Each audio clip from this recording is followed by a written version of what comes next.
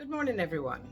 I'm going to be showing you how I marinate my beef, which is this lovely 10-pound prime rib roast.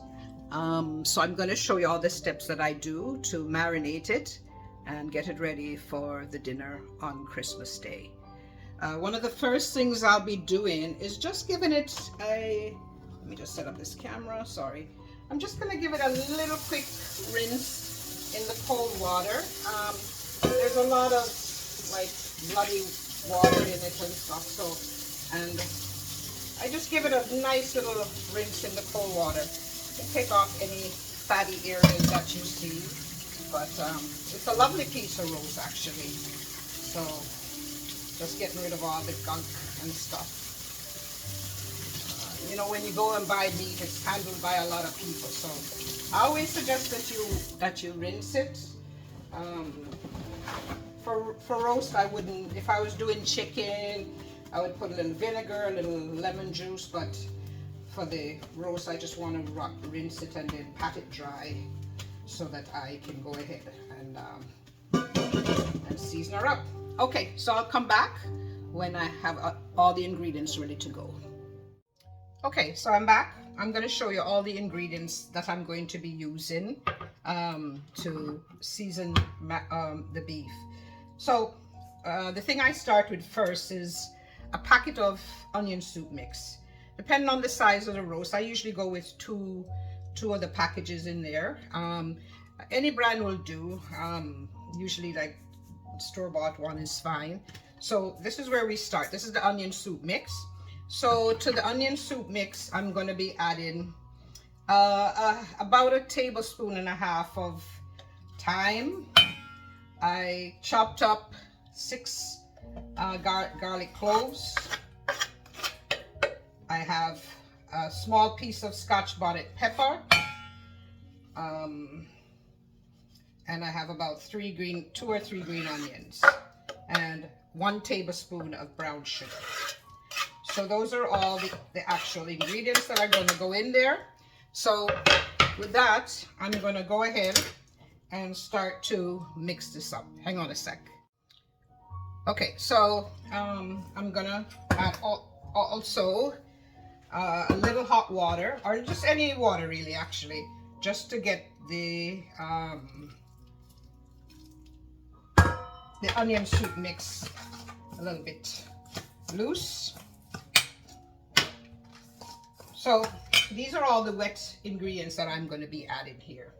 I'm going to add in maybe a tablespoon of mustard. My preferred mustard is honey mustard, but you can use any type of mustard. I'm going to add maybe about just about a couple, maybe 3 or 4 tablespoons of red wine. I'm going to use some dark soya sauce. Maybe, I don't know, a couple of tablespoons, and also oyster sauce, same, about a heaping tablespoon, some ketchup, another heaping tablespoon, and the good old Jamaican Pickka pepper sauce. It's really good flavor for meats. So once I've gotten this all mixed up, you can see it's a nice little marinade going on there.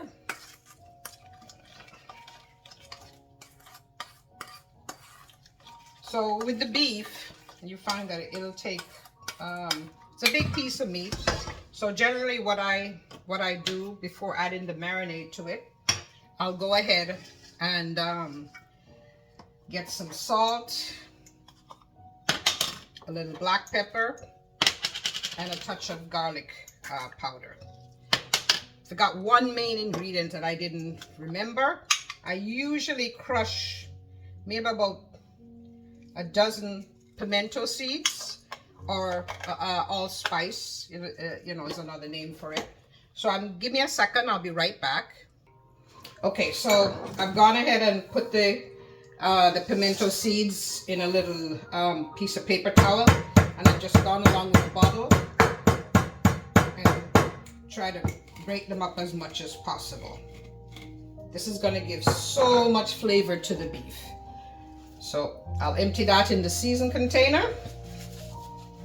So I'm going to stir that in. Smells really good. So usually a large piece of meat like this, I still add a little salt, black pepper, garlic powder to the mix. So just to make sure the outside gets coated, turn it over a little bit. Get both sides. Not a lot of salt because a lot of the ingredients have salt in there. And then we're going to put some garlic powder on it as well.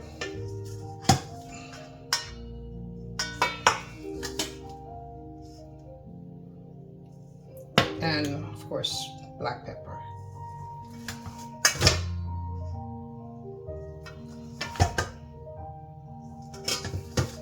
So with every good marinade, you're gonna rub it all in. So I'm gonna go ahead, I'm gonna pause the video for a second.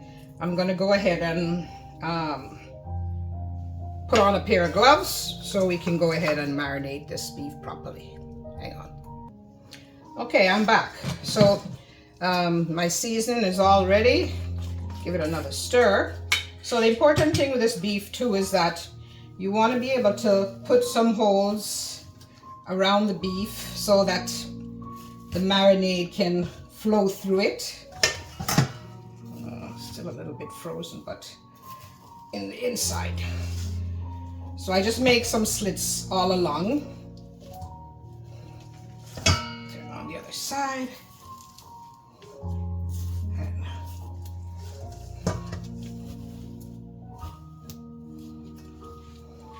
Okay, so we're just going to go ahead and give it a last little stir, make sure all the sugar's incorporated into it, and pour it on.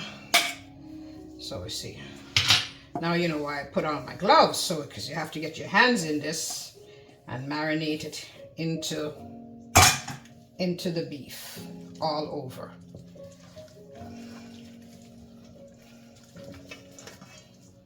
And any hole you've made, you're going to push some of the seasoning in it.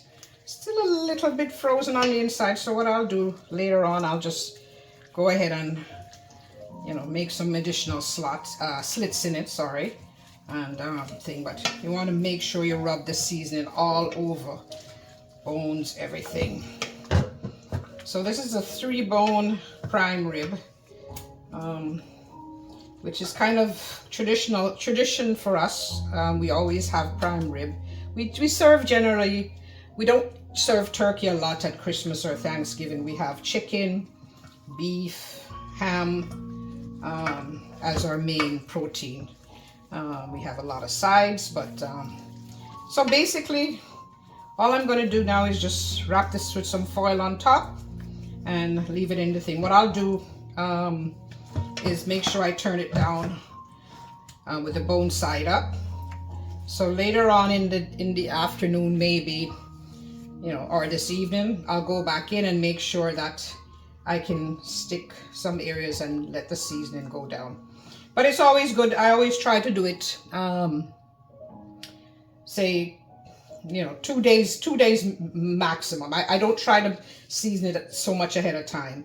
If it's a smaller piece, I would only do it the day before, but being that this is a larger piece, I will give it a couple of days.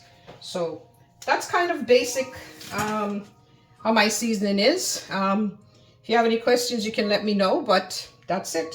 I'm gonna go put this bad boy in and I'll show you the process of how I cook it as well on Sunday. Okay, have a nice day, guys. Bye.